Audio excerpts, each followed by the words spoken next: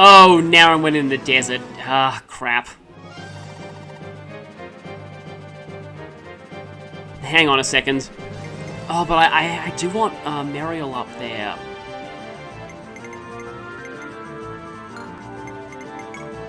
No, I think this is actually what I'll go with.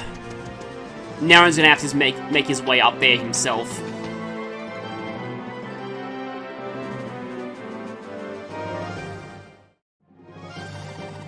I like how they're using the actual, like, battle theme here.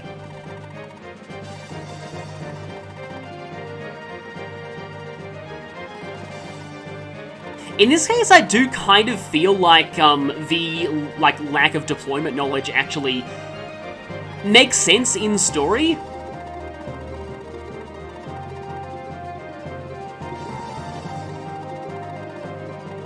Because the whole splitting up thing was not something that anybody expected.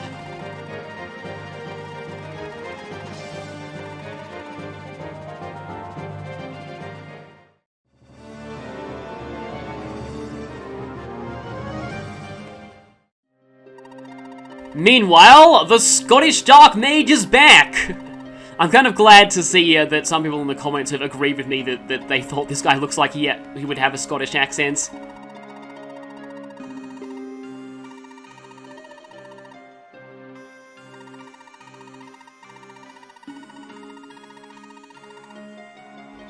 Well, a man of a, you know, very creepy and cult cloth.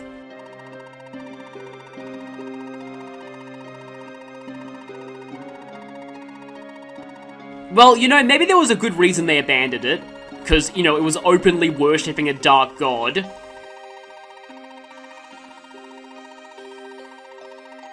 But this is actually important to remember. So the Canaan Empire are directly descendant from the Zoans, who were the original worshippers of Gurzel.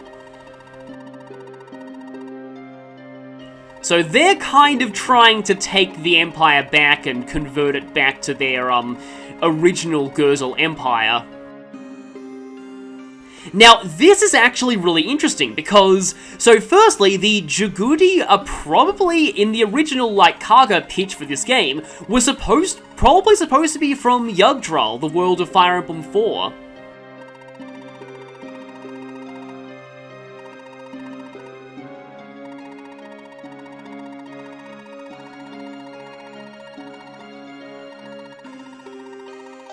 So yeah, of course, there are people in the Empire who don't approve of Gurzel. Yeah, that sounds a lot like the Loptir Empire in FE4, a lot of cues taken from early Fire Emblem games.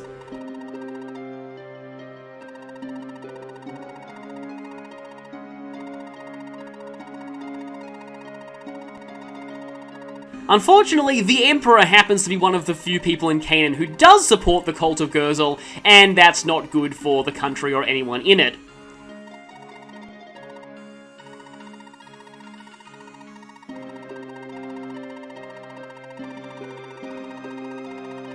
Because of this. We already know about this kind of thing from Zeke's backstory.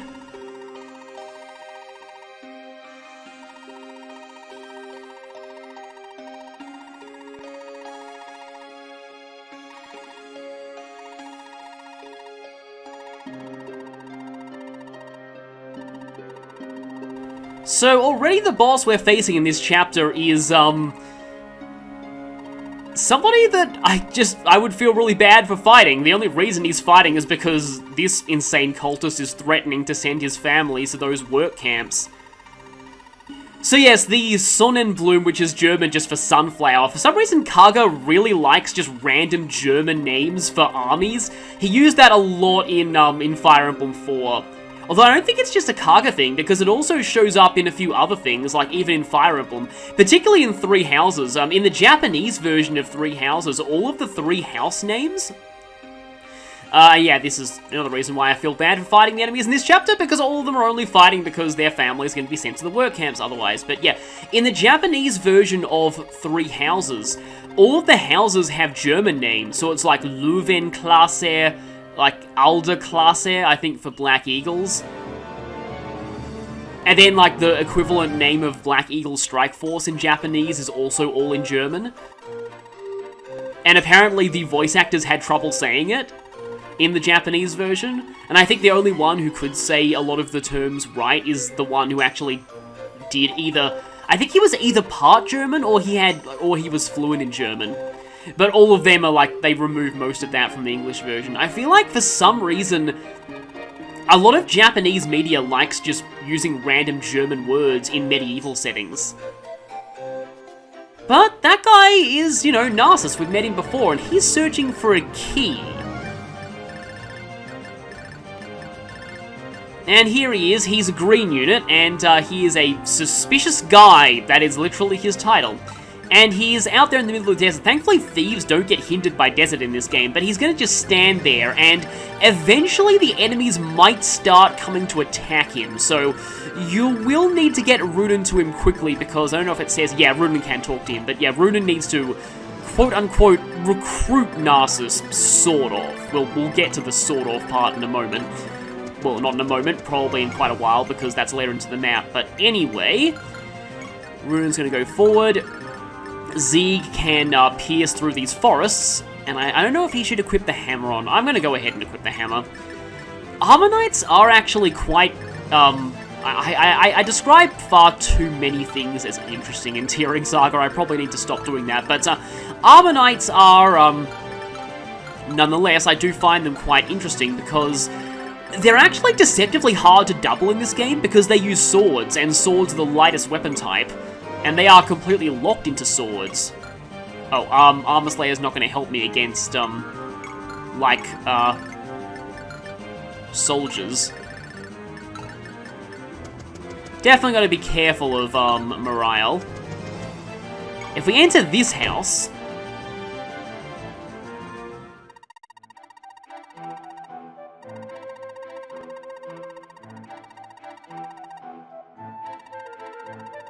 a password on a key sounds like some kind of USB thing from a sci-fi heist movie, maybe.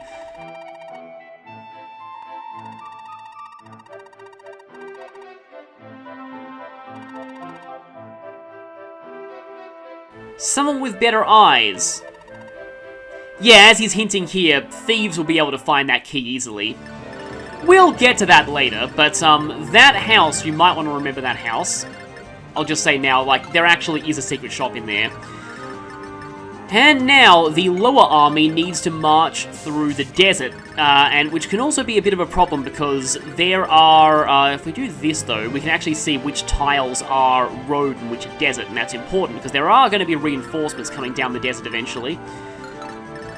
I remember that I think I actually did use Esther in my first playthrough on this map, and she wasn't actually that bad here, despite, you know, this being a, this being a bit of a later game map. But yeah, that anti-turtling measure, let's just say that you want to get far into the map as quickly as possible, because on turn 7, the Sonnenblume arrive. The Sunflower Squad, I guess I'll call them, because my German pronunciation is not great. I took like a third of a year of high school German. I mean, 18 attack by these guys is pretty solid, but still no match for Zieg. Although on my first playthrough, this was actually the map where Zieg gained so much defense that the enemy stopped attacking him, so that was kind of funny. But yeah, I took like a little bit of high school German, and then that was basically it. They made us do French, German, and Japanese in first year high school. Well, that means a different thing in America, because they separate middle school and high school. Where I am, high school and middle school are the same thing, so it's just like every year after what would be elementary school in the US.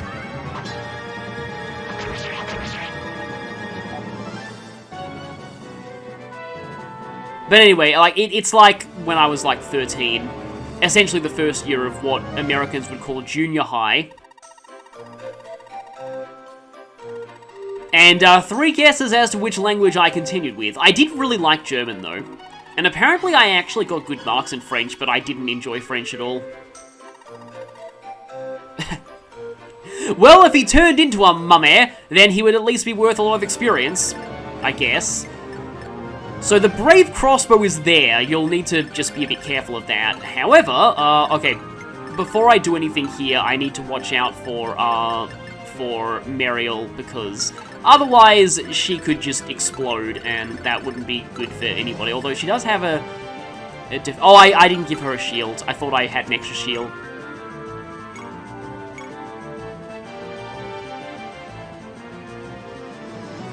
I saw 3 uses on the shield that was in the convoy, and I was like, oh, I have 3 leather shields. But no, I have 1 leather shield that had 3 uses, and that went to Runen. Also, people in the comments have since told me that all of these Latin quotes for the spells come from the Bible.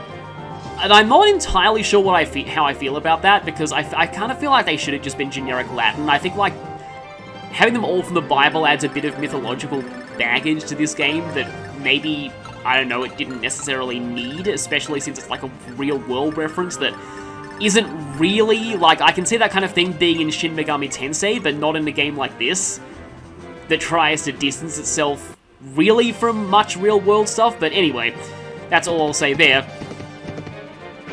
Ugh, that was kind of inevitable. But he's probably going to attack again on my phase, unless Z gains too much defense. Okay, at least that Armor Knight can't reach. But I will probably have to... Yeah, -9 attack speed. He's not going to double Mariel. Mariel, yeah, her name is going to trip me up a lot, but... Yeah... I don't know if Runen can actually take that guy down. It's weird because his map model makes him look like the Sergeant class. Can Runen take out the Bowman, though? Though in that case, Runen gets attacked by 2 of them. And I will have to watch Raffen around that Halberd, too. I don't know Runen does not one-round that guy. But he... Yeah, see, you, quote-unquote, only have -2 attack speed. And even that's not enough to one-round that guy. And that guy has 2 attack speed.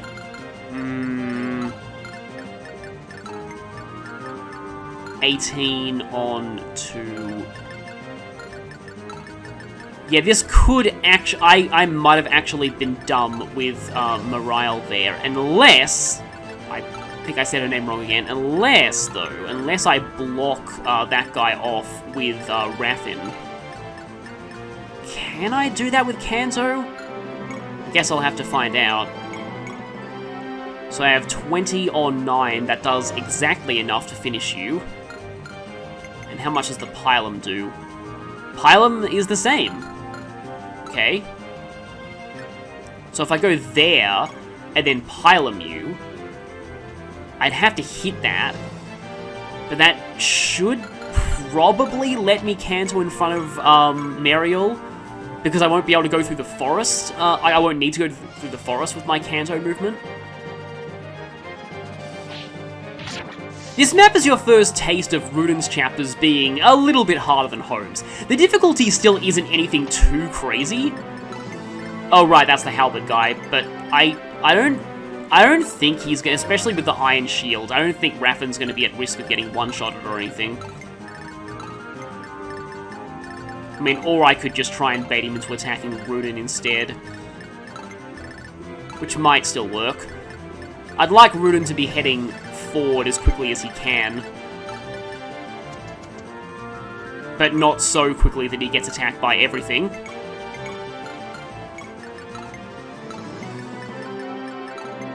I don't think she's open to attack from below.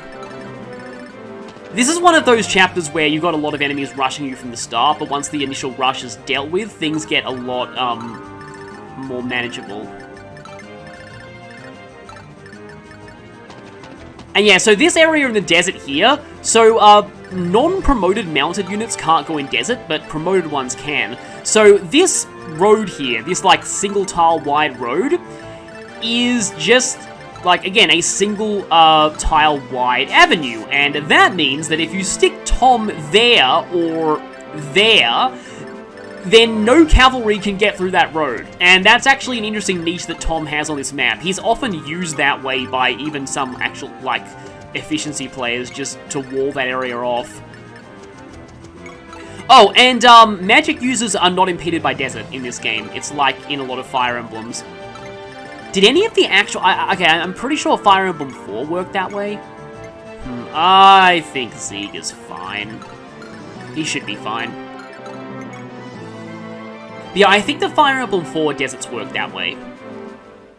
In fact, I think even maybe the Fire Emblem 1 deserts work that way.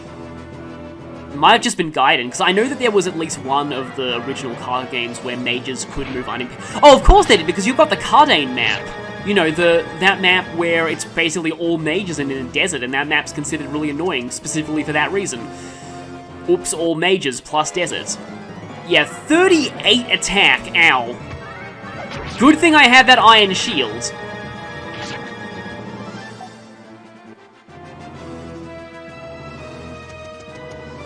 Oh. At least she doesn't get doubled. Because staves give very good attack speed. Okay, me having the hammer equipped is not the best against... In fact, I think it's still one-shots, hilariously enough. Well, that definitely one-shots. I can't believe I doubled... See, I double those guys with a hammer, but I don't double armors. Armors are deceptively hard to double in this game. And because they have such good HP, mages just don't do that well against armor knights in TearRing Saga. It's kind of weird. Armor knights also tend to have decent speed stats, too. Now, the reason why this is annoying me is because this is no threat to Raffen at all, but it is going to deplete his shield. Yep, there goes my shield. Well, at least that actually killed you, though. I was expecting that I'd have to take you out with Runen with a rapier on my phase. Okay, so that got slightly dicey. But, like, as you can see here, so Starlight against the well, I mean, that will kill, but that's because he's weakened. But it doesn't one-shot, whereas Starlight one-shots that, and it one-shots that. I feel like it's higher priority that I take out that guy than take out the armor. Just trying to think where Meriel goes. Oh, I kind of wish Runen could get in there, because Runen does need to be going forward as quickly as he can to reach Narcissus. And Raffen needs healing, but I'll get to that when I get to it. Okay, firstly, I'm gonna need to physic Raffen.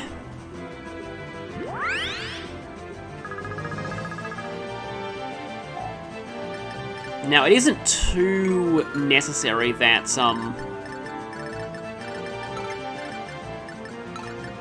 Alright, that guy needs to die. I think I am going to just Starlight that guy's face off. This is another one of those cases where, sort of interesting they didn't, like, because I know that Starlight is the name of a Fire Emblem spell, so I guess that the fan localization kept that and didn't, you know, change its name, but in terms of its overall gameplay role, it is basically just Aura. It's a really, really powerful light spell that will usually only hit once, and it's used by the granddaughter of a legendary sage. So yeah, it's basically Aura, but... like, you know, not really, but it's called Starlight, which is a completely different spell in Fire Emblem. Now, with a Devil Lance, do I actually one-round you with... No, I do not. I need to use the hammer, which is a little bit unfortunate, but oh well. Alright, Zeke does not have Kanto now, so I think I need to position him a little bit better in that case. I put the Kanto scroll on Holmes' party so I could give it to, Roger at the recommendation of somebody in the comments, because both Zeke and Naren will learn Kanto eventually. In fact, I think Zeke's getting pretty close to Kanto. Yeah, there you go! That worked out really well! I forgot that he learned Kanto at that level. Oh, wow, and he gets to use Kanto immediately. That's cool.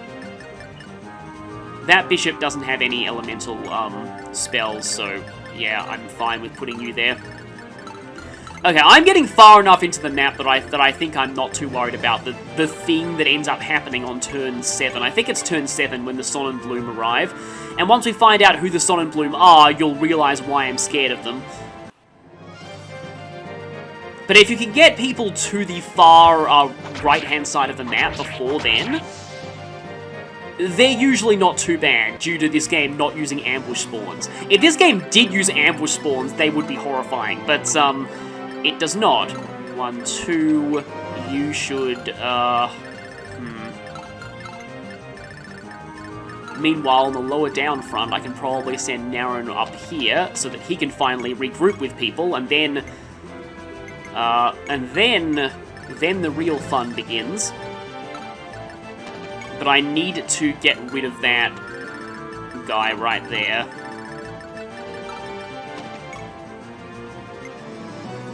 Is that the kill? Yeah, it is the kill count Iron Sword. So if I'm using anything, I should probably use that. 16 minus 4, 12, and that does exactly enough. I suppose this game does improve your very low-level math skills.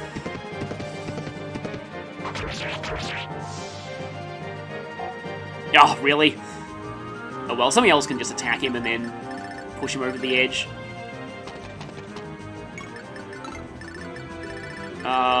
Mariel can... Yeah, if he goes for Raffin, then she can explode him. That guy's probably gonna go for Naren, I think. I guess we'll find out. And I guess Plum can take a shortcut through the desert, since not much can really get her in there. I suppose if Mariel looks like she's in danger, then you might be able to just, you know, retreat her into the desert, and then the enemies won't really be able to come after her. I was training Julia a lot more in my test playthrough, and I think I used this map for some, you know, leveling up for her in that run. Enter, I'm willing to remember that Enter is damaged. I will need to probably Vulnerary. I used to call them Volvenaries. Hi there, Commando Knight. Oh, your attack power is a lot higher than I thought it was, but at least I dodged. Okay, please be good. Strength, good. HP, that's fine. Okay, I went into the forest, but I still think that Mariel can attack you there. Aura's very accurate. I called it Aura, see there, yeah. Starlight, very, very accurate, so that shouldn't be much of an issue in hitting you. Even though this isn't Gaiden where magic use is ignored. That guy didn't even move. Even though he could attack... Oh, can he even hurt Naren, though? No, he can't hurt Naren. That must be why he didn't. So, okay, this is exactly what I was hoping that Mariel would do. So, yeah, even though she has 4 movement, Mariel is decent because she can one-shot a lot of things. Just don't let her get attacked in return because... Yeah, it kills her attack speed badly. She does have an okay speed growth. But overall, I find that, like, training her isn't that essential. Really, her main job is just to I almost said Aura again, but just to nuke things with Starlight. And she gets it, I mean, I'm probably just reiterating stuff that I said in her bio, but she gets an even better personal tome later, so that's, well, situationally better, I'll say. Oh yes, that guy has a bow gun, but the other guy has an iron bow. Which actually leads me to something. Some people in the comments are saying that bowgun might actually be Japanese wase eigo, or made in Japan English, for crossbow. Because I don't think Japan has their own word for crossbow, because historically they didn't really use crossbows. They actually did use guns quite a lot when the Portuguese and other missionaries brought gunpowder weapons over. They used quite a lot of those, but they didn't really use crossbows, I don't think.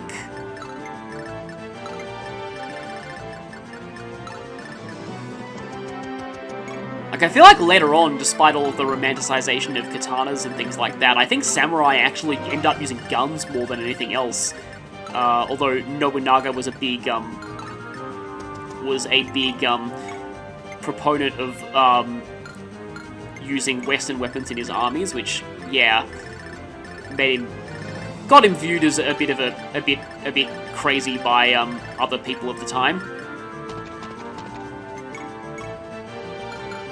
But yeah, Naren is getting pretty far into this map. This is okay. I don't want.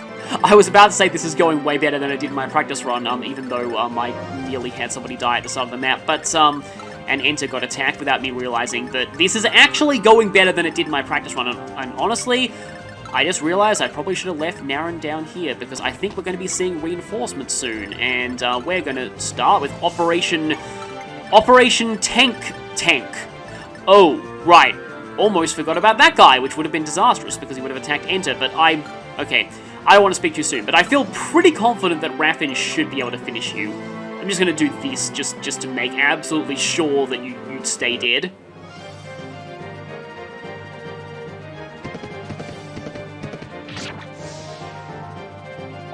I mean, Raffin's stats are a little lower than Zeeg and Naren, so maybe I could have him be the one to take on the reinforcements a bit. And they'll be more inclined to attack him too. You want to equip things like javelins while facing the reinforcements, because they, some of them have ranged weapons. My whole attempt of luring them with Zeeg with a tomahawk failed in my first playthrough because they just, again, he had so much defense they refused to attack him. A lot of these, speaking of refusing, a lot of these guys refuse to move. And Zeeg has the magic shield, so he's actually going to take nothing from this guy. Ah, the sweet sound of magic tinking off you. Very, very rare that you see that in TearRing Saga. Also the sweet sound of people being morons and attacking Naren. Although, me equipping the javelin might not have been the best idea, but still. I saw somebody in the comments saying that, like, they got unlucky because their Naren only had, like, 15 strength even after promotion. I'll just say, 15 strength is still really, really good by TearRing Saga standards. Raffin has 11 strength now, and that's considered very good. So, yeah, 15 strength actually not bad. By TearRing Saga. So like, what I'm saying is that even an RNG screwed Naren is actually still better than most. I guess Plum can go over there. So here's something kind of weird that I plan on doing. I want to sort of stagger some characters around here so that once I do get the secret shop key, I can sort of do a trade chain and get it all the way back to the start of the map as fast as I can. Yeah, so Iron Lancers, but this guy has a bowgun. So, yeah. Although Raffin has Land's Mirror, which I kind of like being on the front lines more. I sort of need to one-shot that. Yeah, 9 attack speed is ridiculous. So let's just get you out of the way immediately. So the thing about the Devil Lance is that I was just talking about how enemies refuse to attack Zeeg because his defense was too high. Enemies usually won't attack you if they know they won't do damage. This guy was an exception. For some reason, he was an idiot. It's sometimes the AI can't see shields, and sometimes it can. I'm not really sure like how it works, but this is pretty typical Zeeg, honestly. And in fact, getting everything but defense is, I think, good because more, it means enemies will attack him more, but if you are equipping a curse weapon, like a Devil Lance, the AI realizes that technically it's possible for you to take damage in battle with them, so they will still attack you even if they themselves will do no damage, because they'll basically be thinking, oh, maybe you'll get a Devil Lance backfire, and that's 1 point off, really? And that's the best attack power that I've got against you. Maybe I should have used, Zeeg. So in that case, change of plans. I'm going to have Naren instead kill this guy. Oh wait, no, you have barely any health left. So I think I'll actually have Raffin snipe at the pylon and run. So yeah, you can actually intentionally, and I think they don't realize, I could be wrong about this, I'm just making random postulations about the AI that I haven't fully studied it or anything, but I'm not sure if the AI knows that Zeeg is immune to Devil Lance backfires. Because assuming that the AI doesn't know that, then it's probably a good idea to try and attack, to try and equip a Devil Lance on Zeeg to bait enemies into attacking him, even if they can't hurt him. I mean, you can do that with other characters as well, but then you actually do run the risk of the Devil Lance backfire. Okay, that's a weird level up. I mean, technically he can use Levin Swords, but he doesn't really need to because he has access to other 1 to 2. I mean, I guess it's not, you know, that bad damage considering low magic stats on enemies. So 15 and 12 on your defensive 4. Well, actually 6, but that goes away after 2 hits. I mean, he's probably going to be fine with the shield, but I don't want to speak too soon. And I'm gonna... Oh, actually, no, actually, Runan needs to get down there, because he needs to go to Narcissus. I say it Narcissus, it could be Narcus, but I think Narcissus is better. He was actually just straight up called Narcissus in the early first fan translation. It did a decent job on the characters' names, but not so much on the main story, because like usually what fan translations do to begin with is they have they start with the menus and the names and like the weapon names, just so the characters, like, so that players can easily play the game even if they can't understand the story. That's sort of the first thing they tend to do. Yeah, see, nobody here can damage even base level Tom, so Tom is free to just sit here and wall them off. That was kind of what that Gaiden patch that I was talking about that called Tobin Bird. That was the general gist of that patch. It was mostly just the menus, just so that people could play it, and not much in terms of the story, which is probably good that it didn't translate the story, because early fan translations of Gaiden's story were filled with so much, I guess I'll call it, 2000s fan translation obligatory swearing. It was just that so much, like, anime fan subs and fan translations back in those days were just like, oh, we're gonna make things so dark and mature by translating every single instance of rude speech in Japanese as really hardcore swearing, because that's totally what the intent of the original author was.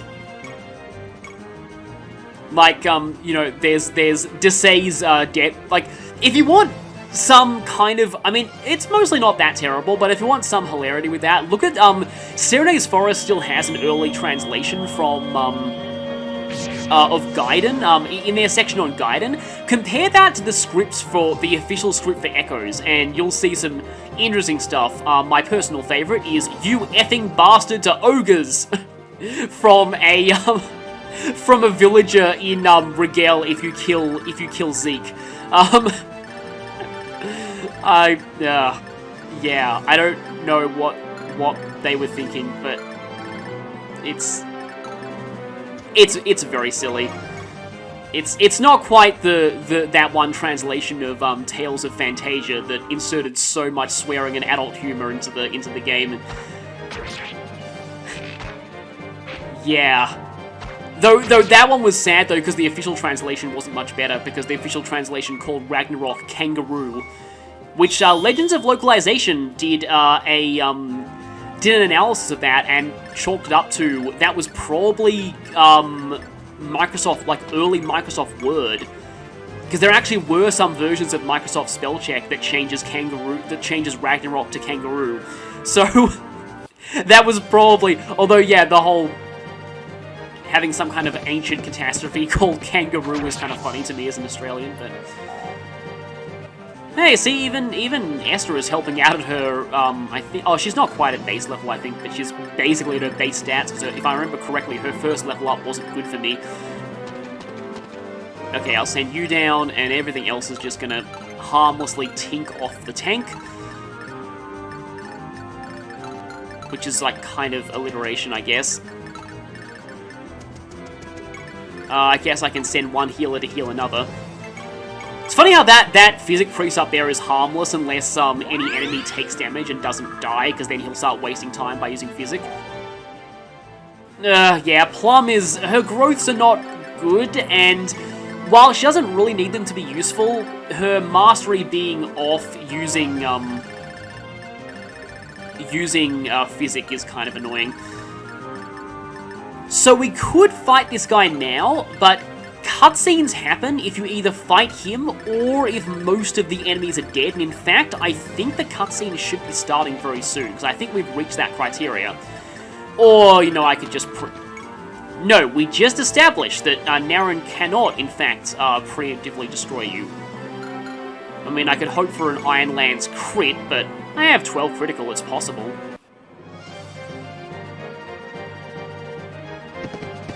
So yeah, those fan translations. Another one is like Desai talking about how Myson plans to sell out Zofia to Rigel, the effing traitor. I'm sounding like Ryuji from P5 here, but yeah. I generally don't like to use language that is beyond the game that I'm playing's age rating. And I would assume this game is probably like T-rated equivalent, even though there is some pretty dark things that happen later on in this game. Yeah, that's a lot of reinforcements, but if you wall them off, they're really no threat. As you can see here, Tom just... and he doesn't even need to attack them. In fact, it's probably better if he doesn't attack them. Because, yeah, they can't even go in the desert, so Raffen can just safely just sit here and just throw pylons at them. I'm not sure if he doubles them. Doesn't show attack speed on these battle screens. Then another fun thing that I know, like, not to be too... I shouldn't be too harsh on the, like, late 2000s, early 2010s fan translations, because they were generally the only way that we got to experience games back in the day, and some of them do have their charm, like the Thracia in America translation. Okay, Nosferatu, Shadow Mage. Well, I think even though you're a mage, I think Muriel explodes you. Yeah, she definitely explodes you. Starlight does have a long animation, though. So, like, I can see turning off battle animations for Muriel to save time. Because, like, this background takes a while to fade out, and even after it just stays black for a few seconds, and then, yep, see? Doesn't fade out until now.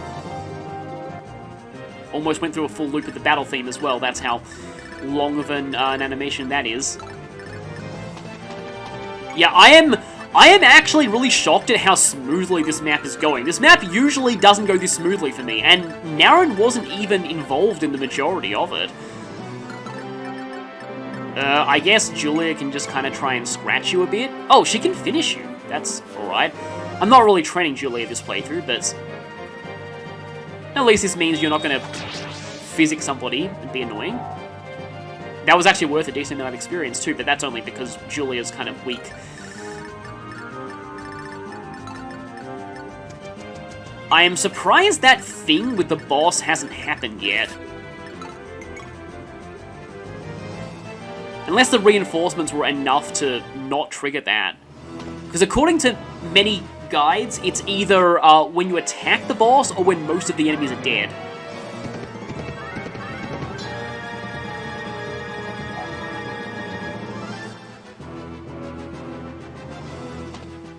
So yeah, early fan translations were okay for the time, and they were, you know, the only way we had to experience most of these games back then, but still, I would encourage you to look at the Serene's Forest script for the original Mystery of the Emblem, and compare that to the official localization of Shadow Dragon. In particular, oh, nice vantage, that's gonna be kinda cool. In particular, Camus' speech to Nina in the chapter where you fight him. It's like, the Shadow Dragon version is something like, "Were my heart my master, I would do as you say," and the original Mystery fan translation is, "If possible, I would like that." And that is the Sonnenblume, or the Sunflower Squad. They are witches. Specifically, Gaiden-style witches. They can teleport anywhere on the map, and they do only have 11 attack and 1 attack speed, so they're not really that big of a threat at this point in the game. But still, they can quite easily pick off your weakened units, and I will also say that if you're used to the Witcher's idiotic AI from the original, from Echoes, their AI is not amazing in this game, but it is a lot better than it is in Echoes. So they actually will try and snipe your weakened units if you let them. Thankfully, their attack power at this point is very low, because later on, Tom has major problems with witches. He really does not like maps with frequent witch spawns. But because they're not ambush spawns, you can just take them out if you get here by turn 7. And I am extremely surprised that that thing hasn't happened. So I'm going to just, you know, okay, I'm going to have to remember this later, but because there are so many enemies here, I'm just going to turn off animations for Raffen while he fights them. Because otherwise things will just take way too long. Like, this is a ridiculous amount of enemies. I'm just going to go ahead and check conditions and just see this. What was the button? Yeah, there we go, triangle. Yeah, see, the enemy strength is almost up to ours again. Just by the sheer number of reinforcements alone. And with that, I guess I can go ahead and talk to Narcissus Brunnen. Now, I should mention that if you do talk to Narcissus, you also want to spend as much of your gold in the secret shop as possible. I know that's kind of spoiling what happens, but I kind of intended for this playthrough to cover a lot of gameplay tips for this game, and because of that, I really need to say this. If you talk to Narcissus now, I don't think I'll actually give his bio yet, because even though you can technically use him now, I'll say after we've,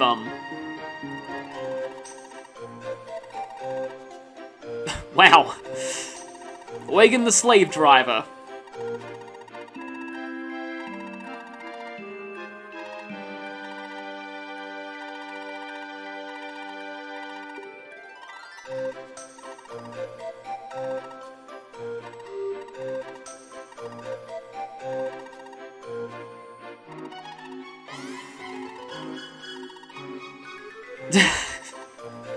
I just recently saw a stream of Yakuza with a side quest involving Eran-kun, and that's reminding me of that. So yeah, as I said, Narcissus technically is playable now, but he's gonna leave after this chapter is over and take half of our gold with him. However, that's not going to affect us much if we end up spending the majority of our gold. So the secret shop key is, I believe, 2 spaces to the right of Narcissus' initial position. This had better be good. There we go, we get the member key. Now, this is something where there's actually been a bit of conflict. So, when I said back in Chapter 3 that if you don't recruit Narcissus, if you don't visit the house, then you won't be able to recruit Narcissus in this chapter, and thus you won't be able to get the member key, and thus you won't be able to access secret shops. Well, some people have said the only things you miss out on by not going to Narcissus in Chapter 3 are Mel and Roger. And that Narcissus still shows up here and you can still get the key, but I'm not sure, so if anyone can fully confirm to me if Narcissus does, because some guides say that Narcissus appearing here is dependent on you visiting his house in Chapter 3. But anyway, I'm just going to force the issue and attack Seamus now. Yeah, 20, oh yeah.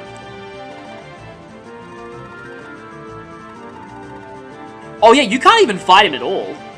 The moment that any of your units attacks him, he just goes away.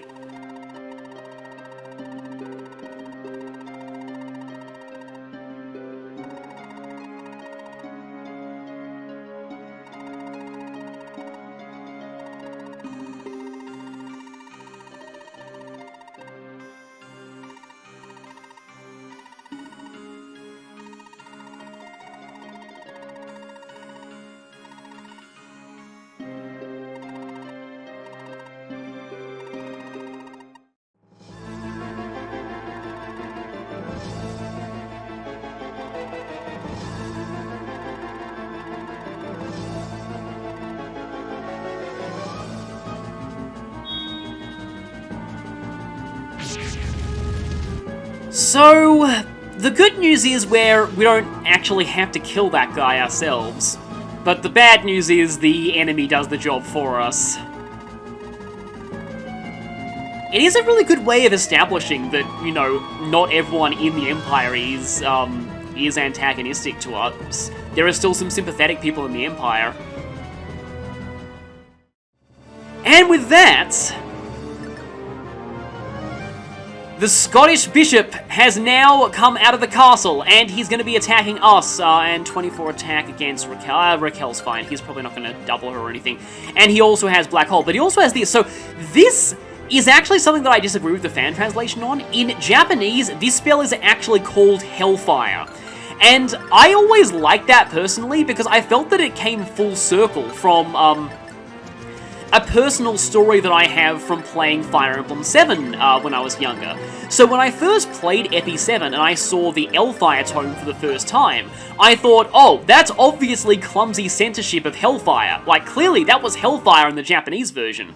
And like, I was like, what? I was only like 13 back then, so I was pretty aware of this even back then, I guess, because I was pretty aware of 4Kids censorship at the time as well. But yeah, I was like, yeah, obviously that was Hellfire in Japanese and they censored it. But then I found out after playing Path of Radiance, like, and Radiant Dawn, that, like, oh, actually, there's Thunder and Wind, so that's actually just the Fire Emblem spell naming scheme, and it's just that Fire was the only second-tier tome that got into the GBA games.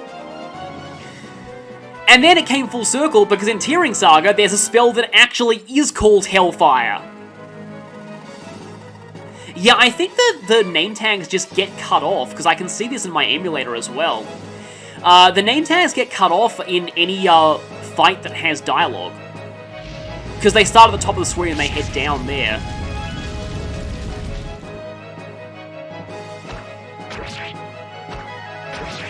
So I do wish, because there's no there's the second tier Thunder and Wind spells aren't in this game. Yeah, look at these reinforcements. Walling the desert off with Tom is actually a great move here. It's just an interesting way that somebody can contribute even if they're not, like, well, good. Like, they're not that great, like, stat-wise, but they can still do a decent job of fighting enemies, and Raffen is already level 17, wow. I don't even know what these guys are thinking to accomplish. Maybe they're just trying to escape with their lives after, you know, that just happened. So I'm going to now begin the slow process of moving the member key over, but Narcissus can do this. So this is the elephant in the room. Narcissus has this imitate skill that lets him transform into any ally, or enemy in fact. He can do this to enemies too. You might also notice that he didn't actually copy Ruden's stats exactly. The way that imitate works is, it's actually not like Zane from Shadow Dragon. It doesn't copy their stats, and it's not like Ditto in Pokemon, which, well, does the same thing. How it actually works is that Narcissus simply swaps the Thief class base stats for the class bases of the class he's turning into. So, in this case, in fact, I think it's actually, yeah, it's more efficient if she moves next turn. In this case, Narcissus swaps the Thief base stats for the Lord base stats. And adds those to his, like, personal base stats, you know, minus his Thief base stats. I guess I can show what Narcissus' stats look like, sans the Thief bases now, if you want to see.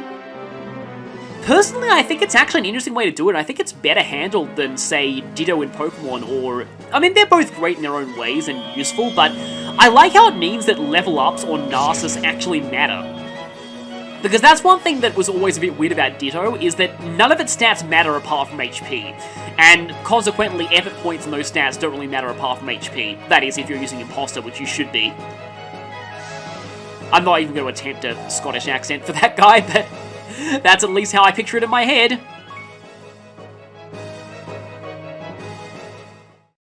And yeah, that guy, yes, I hope his death by Starlight was incredibly painful, because, yeah, he is definitely one of the most unsympathetic minor characters we've encountered so far. Probably even worse than Coda, in my opinion, so good to see him go. And, yeah, really, that's basically all we can do here besides the secret shop. And we could farm the reinforcements if we wanted to, but we don't really need to. I mean, Mariah, I'm sure I'm gonna keep saying her name wrong, but, Mariel, she's fine. She's okay as she is, really. She does her job well.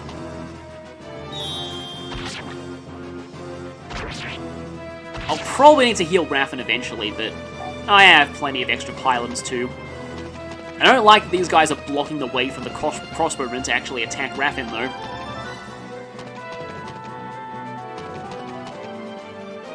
Oh, right, okay, back to what I was saying about Narcissus. So, I'm sure you've probably figured this out by now. The elephant... Oh, yeah, and he even loses the thief movement in Desert, too. But the elephant in the room about Narcissus. So, he is a trickster who likes to, you know, play pranks on people, annoy the more serious members of the army, but he has a good heart where it counts. And he can transform into people for no really adequately explained reason. In fact, speaking of Narcissus, let's go ahead and take your... No. Let me trade with you. I'll be taking that money bag. And you know what? I think I'll take that too.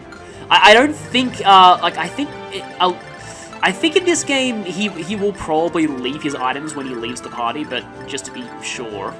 I moved Plum too far. It's gonna stop me from using the secret shop for another turn, isn't it?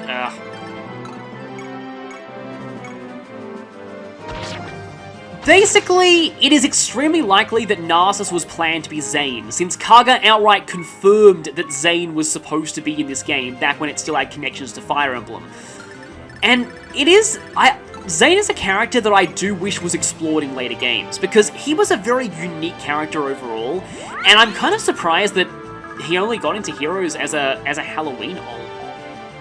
Even then, though, his Halloween ult did have a decent amount of his original personality, so that's nice, but I think he's actually a pretty, like, out of all of the Manicheets in... I mean, the fact that he's a Manicheet is a bit of a spoiler, but out of all of the Manicheets in Shadow Dragons, Zane is a really interesting character, and I think it was definitely a good idea on Kaga's part that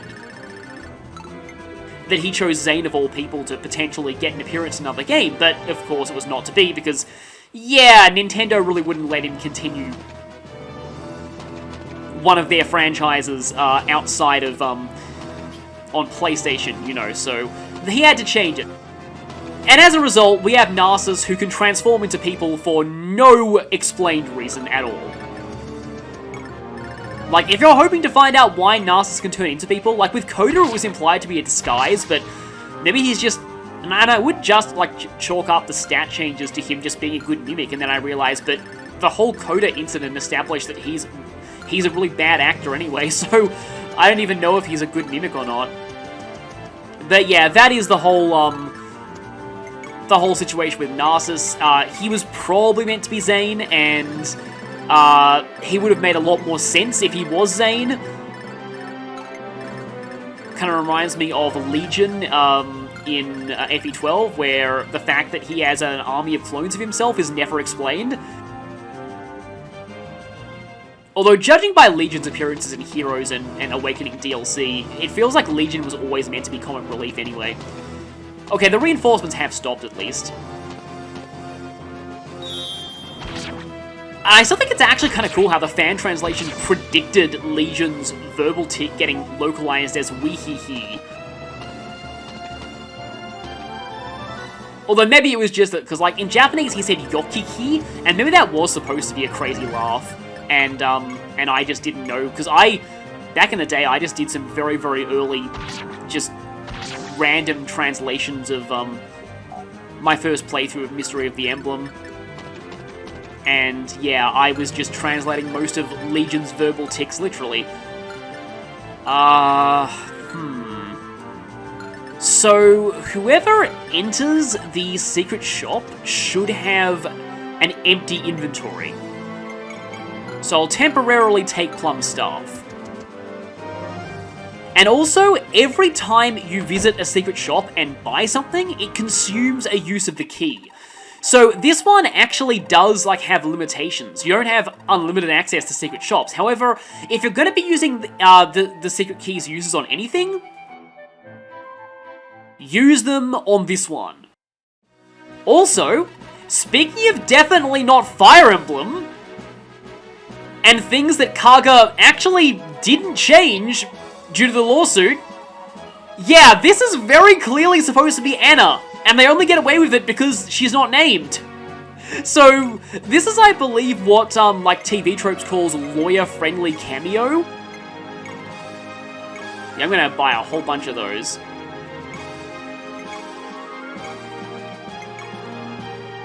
They get away... Yeah, I don't think you're allowed to keep buying if your inventory is full, sadly. So going with Runen is probably a better idea overall. Okay, so that's 4, because that consumed a use. But, like, honestly, the latest secret shops don't really have stuff that's nearly this good. There is a way to get another member key. I am very quickly running out of inventory space. But the way to get another member key later is actually very awkward, and it takes quite a while, and it's probably not worth it overall, because it requires you to give up some items that are arguably better. Yeah, that's the real Runen, right? Not Narcissus. Unfortunately, Narcissus transform can't seize. It'd be funny if he could, though. I'll probably get some physics as well. Okay, we have somebody with an empty inventory for me to dump stuff on.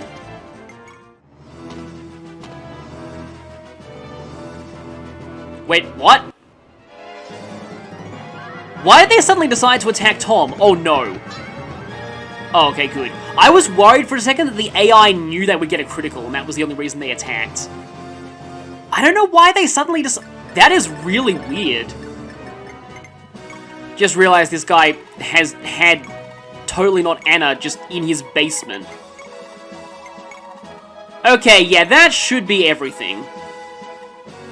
Only managed to get 2 physics staffs out of that, though. I probably should have sold some money bags, maybe, but I want to keep a few money bags for the next chapter for reasons. Because there's a really expensive item in the next chapter that's, I want to get at least one of them. Okay, yeah, that is 2 uses of the member key, but it's, that's a decent number of Levin swords. As well as 2 physics staffs. I think that's about fine. And with that, I think we can just go ahead and seize.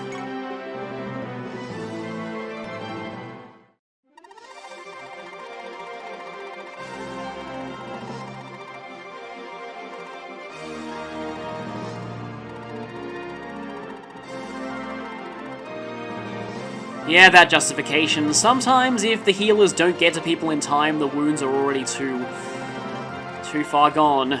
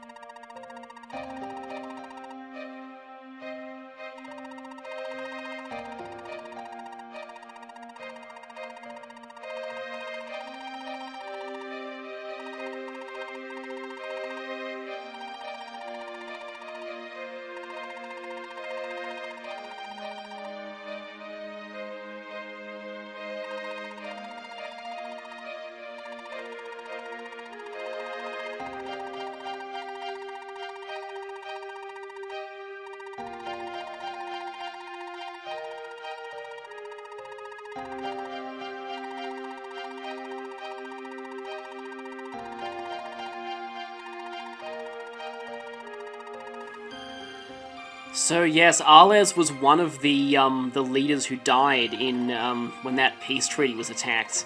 So Kanan and Roselia were supposed to be... There wasn't going to be this war, but...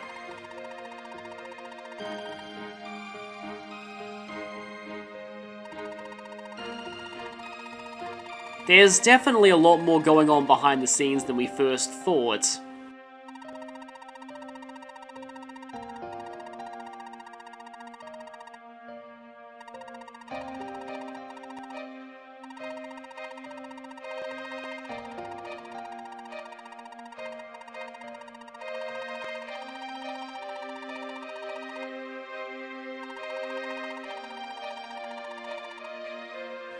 That one attack definitely caused both sides to be at each other's throats.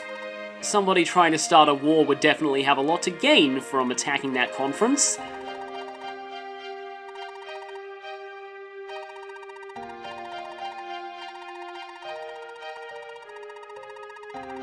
As Runan is already putting together. Yes, I wonder. I mean, it couldn't possibly be,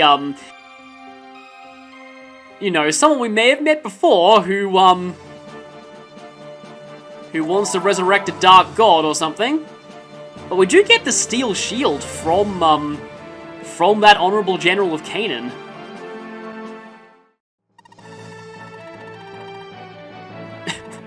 Wait a minute. I love how this happy music is playing, and then Eugen's like, it's a disaster! Unfitting music. So, yeah. This is what happens if you recruited Narcissus. He flees and takes half your gold with you. You do get that half back later on. But, if you've spent it all at the secret shop, like I highly recommend, it's not really going to be that much of an issue. Something that the Fire Emblem subreddit was saying on there, like, tier list session for this game, saying that, hey, thanks for stealing half of the gold, like, all 10 that I had left over after the Leffen shop.